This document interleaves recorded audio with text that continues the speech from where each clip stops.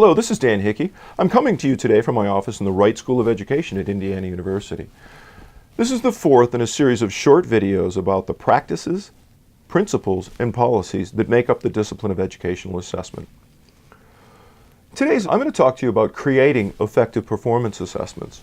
Performance assessment is near and dear to my heart.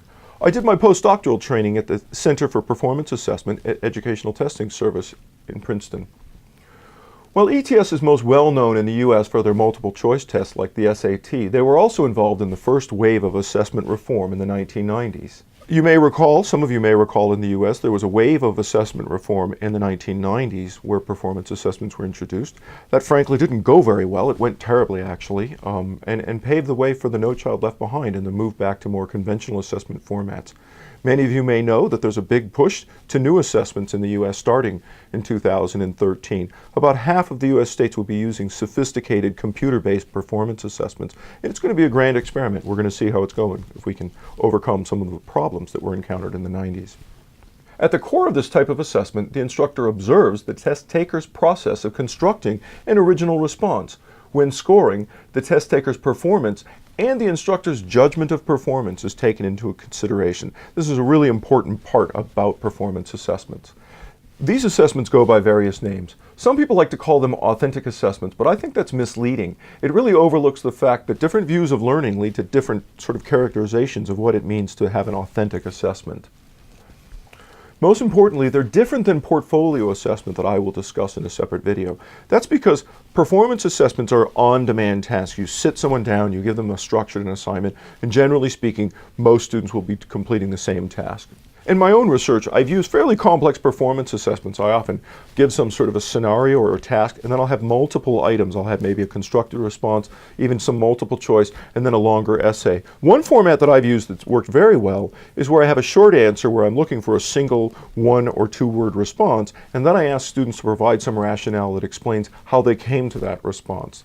That's a very effective format for getting at both the sort of the specific stuff, but then also seeing how far students can go. Generally speaking, three features distinguish performance assessments from other types of assessment. First, the performance must be judged on multiple evaluative criteria. For instance, a speech might be judged by the content of the speech, the verbal and nonverbal delivery of the speech, and the speaker's appearance.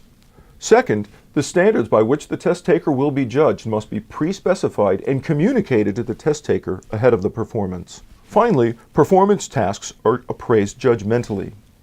While this is starting to change with the new computer-administered task, generally speaking, human judgment will be involved. What's different with the new computer-based tasks is there actually is human judgment built in. They're using very sophisticated statistical techniques to make inferences much the same way that the humans will.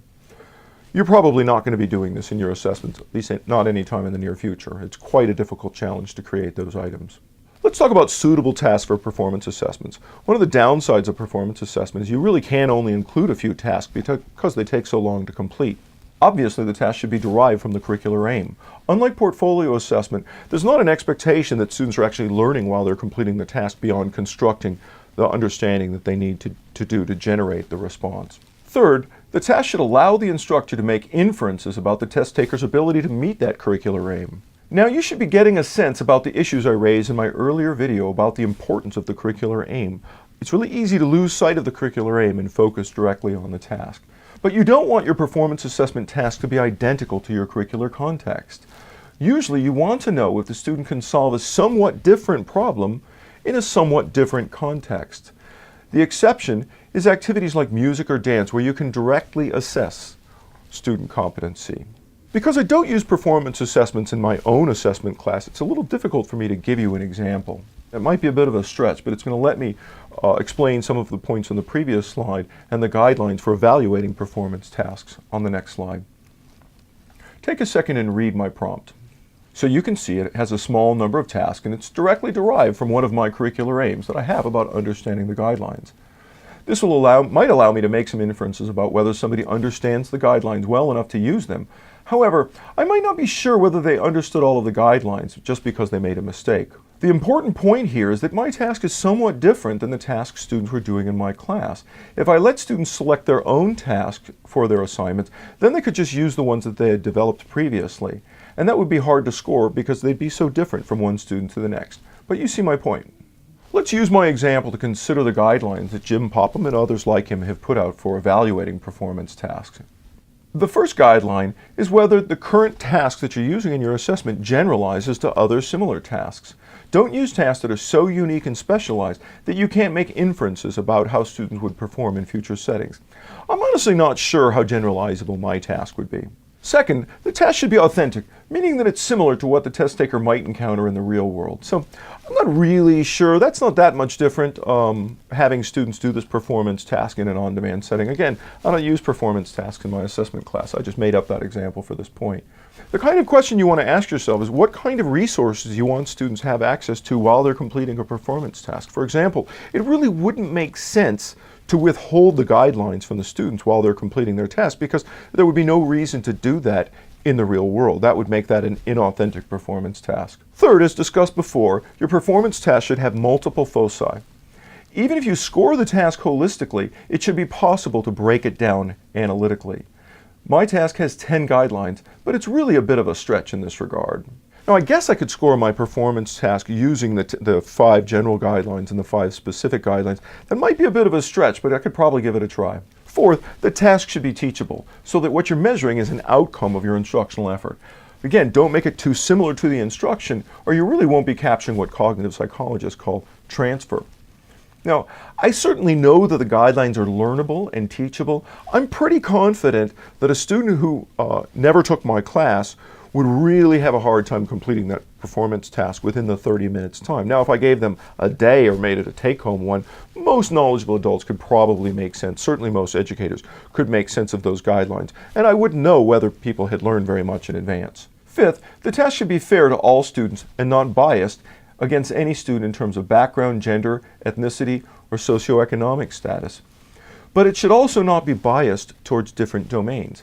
Consider that if I were to have chosen an example from social studies for my example test, that item would have been biased towards teachers who were familiar or teaching social studies and against everyone else.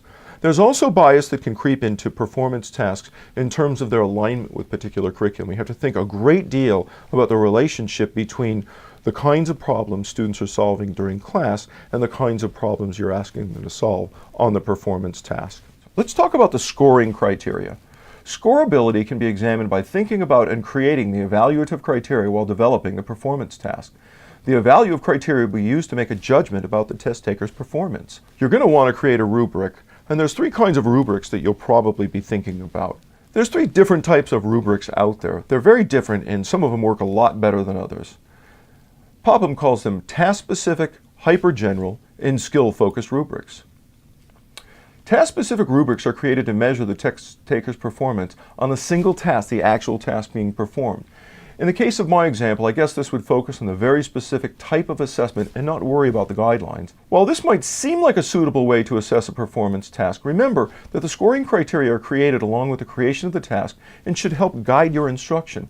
Therefore, a task-specific rubric can cause a teacher to teach to the very specific task, and that reduces the generalizability of the student's evidence.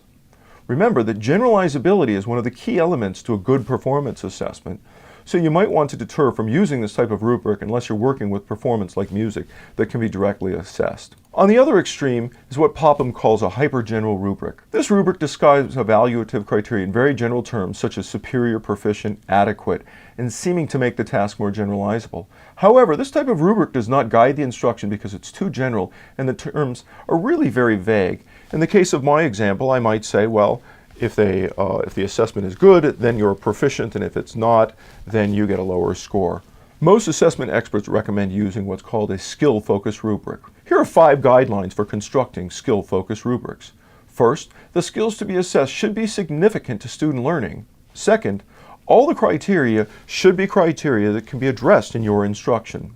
With those guidelines in mind, you should use as few evaluative criteria as possible so that your instruction and student learning is focused and neither you nor the students get overwhelmed with the details. Fourth, you should create distinct labels for each criteria so that you and your students have a shared vocabulary with which to discuss the criteria. Finally, be sure to keep yourself and your preferences in mind. As an instructor, create the rubrics that work for you. In particular, You want to play around with detail.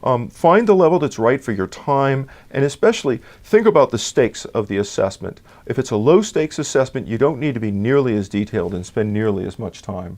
The final consideration in scoring student performance tasks are the possible sources of error in assigning scores.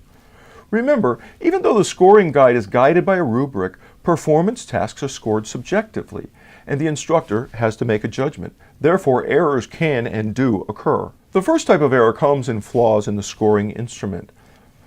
This is why it's so important to construct and try out your rubric in advance. The second type of error are procedural flaws. These can occur when unclear instructions for a task are given, too many criteria are being scored at one time, or too many test takers are being scored at one time. To eliminate this type of error, these factors need to be thought out before a performance task is created. But you also want to keep in mind that if you don't have time, you might just not want to use this time-consuming format. You certainly don't want to make those kinds of mistakes when the stakes are high. Finally, instructors might introduce bias into scoring, often doing so accidentally. There are 4 types of bias error. My good friend Ed Wolf, who I worked with at ETS, did his dissertation and spent much of his career studying these kinds of biases in large-scale essay and performance assessment. Because human scoring is so expensive, mistakes can be quite costly. But scoring will take educators a lot of time, so you really want to be careful to avoid these common biases. Generosity error happens when the instructor scores a test taker higher than they deserved. The opposite is severity, which happens when the instructor underrates the individual performance. Ed Wolf calls this leniency and harshness. The central tendency error occurs when the instructor gives everyone a median score and does not spread it out to the high or low ratings. A lot of times people want to do this to be fair, but it really takes away the whole purpose. If everybody gets a 4 out of 5 points, you're likely not seeing variation that's really there. The last personal bias error is the so-called halo effect that happens when the instructor's favorable attitude towards one student causes that score to be more favorable than is warranted. This can be avoided by scoring anonymously and by having rubrics and tasks that are well designed. That's all for now on creating effective performance assessments. I hope you find this information useful. One thing I didn't talk about today in this video is formative feedback. One of the really useful things about performance tasks is fostering what my friend Drew Jitomer calls assessment conversations. This is where students engage in disciplinary discourse around the responses that they give to performance tasks. If the stakes are low and you're really trying to help students learn, sometimes just a modest number of points and then an opportunity to discuss answers can be really helpful. So I'll return to that later. Thanks. Bye for now.